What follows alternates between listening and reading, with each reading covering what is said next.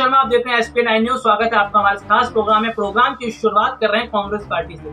जी हाँ, भले ही कांग्रेस पार्टी खुश हो रही थी, पश्चिम बंगाल में टीएमसी ने बीजेपी को फाड़ फेंक दिया।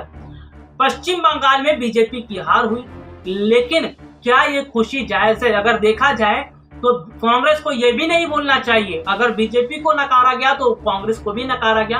अब आपको यहाँ पर बताएंगे कि कांग्रेस के लिए अब परेशानी बढ़ती नजर आ रही है और बंगाल चुनाव के जो नतीजे सामने आए उससे कांग्रेस पार्टी के माथे पर एक लकीर खड़ी हो गई है। दरअसल अगर बात करें तो कांग्रेस पार्टी का बहुत खराब प्रदर्शन जो है इन चुनाव में रहा था।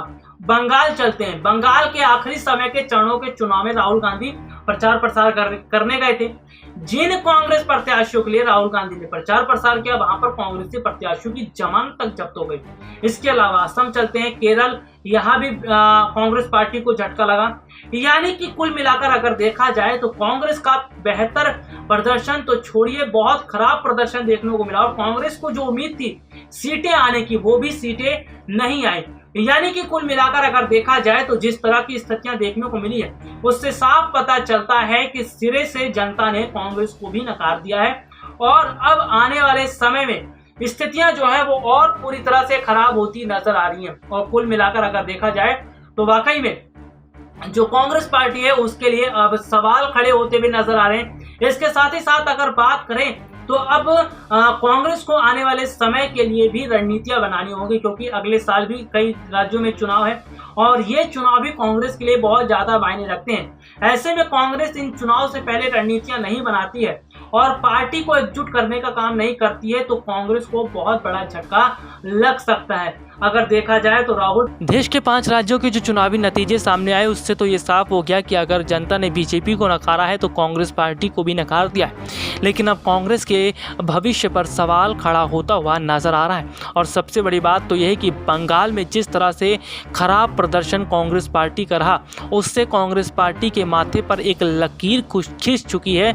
और अगर बात करें तो असम और केरल और तमिलनाडु में भी कांग्रेस का खराब प्रदर्शन रहा है। इसका मतलब यह है कि कांग्रेस अब धीरे धीरे नीचे डूबती जा रही है।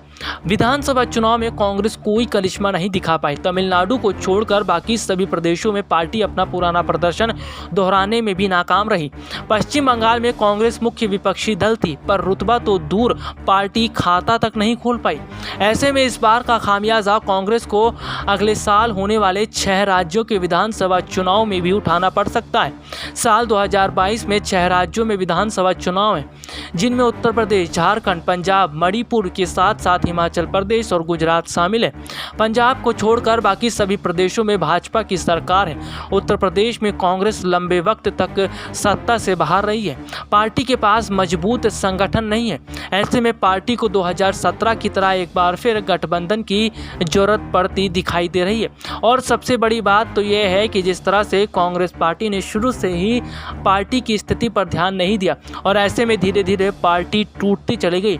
अब कांग्रेस पार्टी आलाकमान सोनिया गांधी को यह डर सता रहा है कहीं आने वाले समय में कांग्रेस पार्टी पूरी तरह से विलुप्त ना हो जाए। जिस तरह से अगर देखने को मिल रहा है कम्युनिस्ट पार्टियां जिस तरह से विलुप्त हो चुकी हैं और कुछ एक जगहों पर ही उनकी सरकार है, यानी कि कुछ एक जगहों पर ही उनका बोलबाला है। तो ऐसे में कहीं ऐसा ना हो कि जिस तरह से लेफ्ट पार्टी धीरे धीरे खत्म होती चली गई, ऐसे ही कांग्रेस पार्टी भी कुछ एक राज्यों तक ही सीमित रहे। चलिए अगर बात करें उत्तर प्रदेश की, उत्तर प्रदेश कांग्रेस के एक वरिष्ठ नेता ने कहा कि साल 2017 में समाजवादी पार्टी के साथ गठबंधन करना भी कांग्रेस पार्टी को कोई ज़्यादा फायदा नहीं मिल पाया था, क्योंकि अब अगर बात करें तो कांग्रेस के न सिर्फ वोट प्रतिशत घटे हैं बल्कि जनता का विश्वास भी कांग्रेस के ऊपर से उठ चुका है। साल 2019 के लोकसभा चुनाव में भी पार्टी को सिर्फ एक ही सीट मिली थी। इस चुनाव में पार्टी बेहतर प्रदर्शन करती तो कार्यकर्ताओं का हौसला बढ़ता, जीत की उम्मीद जगती, पर मौजूदा हालात में तो पार्टी के लिए अपनी मौजूदगी बनाए रखना आसान ही नहीं। गुजरात में पार्टी की स्थिति भी वो कुछ अच्छी नहीं है। ज़्यादातर स्थानीय नेता और विधायक कांग्रेस का हाथ छोड़कर बीजेपी में शामिल हो चुके हैं। साल 2017 में युवाओं की जिस तिगड़ी के जरिए कांग्रेस ने भाजपा को हराने की बात कही थी, उस समय भाजपा को हराने में, भाजपा को रोकने में कांग्रेस कामयाब तो हुई थी, लेकिन लगता है कि अब यही तिगड़ी कांग्रेस पार्टी के लिए काम नहीं आ पाएगी और सबसे बड़ी बात तो यही कि कांग्रेस के पास कोई बड़ी रणनीति भी नहीं है। अगर कांग्रेस के पास शुरू से ही कोई बड़ी रणनीति होती तो वो बीजेपी को टक्कर देने में कामयाब हो पाती और बीजेपी से बड़ी स्थिति में वो चुनाव भी जीत सकती थी।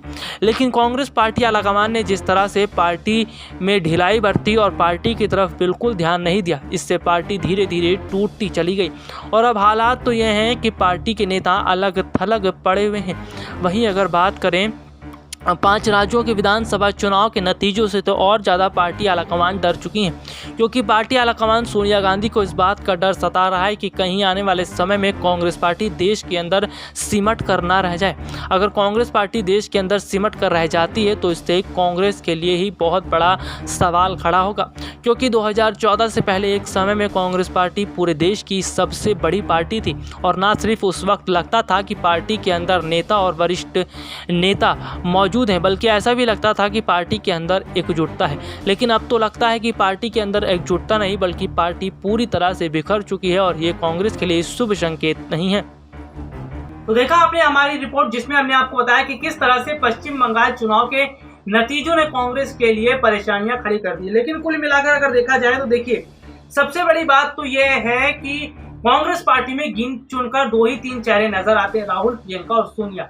ऐसे में जनता भी ये देख रही है कि केवल 3 ही चेहरे हैं। पार्टी के अंदर कोई बड़ा सीनियर लीडर मौजूद नहीं आता, पार्टी के अंदर कोई बड़े नेता मौजूद दिखाई नहीं देते। इसका मतलब यह है कि पार्टी पूरी तरह से टूट चुकी है। और सबसे बड़ी बात यह है कि कांग्रेस पार्टी फिलहाल जिन राज्यों में है वहां पर भी सत्ता के लिए लड़ाई देखने को मिलती है। तो ऐसे में अब कांग्रेस पार्टी के लिए सवाल खड़े होते हुए नजर आ रहे हैं और देखना यह भी होगा कि क्या कांग्रेस पार्टी नीतियों में बदलाव करके आने वाले समय में बड़ा बदलाव करती है या कांग्रेस पार्टी सिमट कर रह जाती है। लेकिन अगर देखने को जो स्थिति मिल रही है वो ये है कि फिलहाल राहुल और प्रियंका जो रणनीतियां अभी तक बनाते आ रहे थे, उन रणनीतियों का कोई फायदा नहीं हुआ। ऐसे में अगर अगले साल चुनाव की बात करें, उत्तर प्रदेश में कांग्रेस पार्टी को चुनाव जीतने के लिए कई रणनीतियां बनानी होंगी। इसके साथ ही साथ अगर बात करें तो उत्तर प्रदेश का जो विधानसभा चुनाव है वो कांग्रेस के लिए इतना आसान नहीं है, क्योंकि इस चुनाव में कांग्रेस को जो है झटका तो लग सकता है, लेकिन हाँ, ये जरूर कहा जाएगा कि कांग्रेस पिछले काफी समय से उत्तर प्रदेश के अंदर गायब रही। तो ऐसे में यहाँ पर जमीन तलाशने में कांग्रेस को ज्यादा समय लगेगा। इसके अलावा गुजरात की बात करते हैं, गुजरात में भी विधानसभा चुनाव है, वहां पर भी कांग्रेस पार्टी के लिए कुछ खास उम्मीद नहीं है, क्योंकि कांग्रेस पार्टी ने वहां पर भी कुछ खास प्रदर्शन पहले नहीं किया था। यानी कि गुजरात में भी संकट खड़ा हो रहा है। और पंजाब चलते हैं, पंजाब में भी कांग्रेस पार्टी के अंदर जिस तरह से अंदरूनी लड़ाई देखने को मिल रही है और जिस तरह से कुल मिलाकर अगर देखा जाए स्थितियों की, तो वाकई में स्थितियां ये बता रही हैं कि अब पूरी तरह से जो माहौल है वो कांग्रेस के लिए बिल्कुल उलट होता हुआ नजर आ रहा है। लेकिन हाँ, ये जरूर कहा जाएगा कि स्थितियां जो है वो फिलहाल अलग देखने को मिल रही है और पंजाब के साथ साथ कई राज्यों के चुनाव कांग्रेस के लिए बहुत ज्यादा मायने रखते हैं और कांग्रेस को अगर इन चुनाव में जीत नहीं मिलती है तो कांग्रेस के सियासी संकट पर सवाल खड़े होंगे। फिलहाल के लिए इजाजत दीजिए, नमस्कार।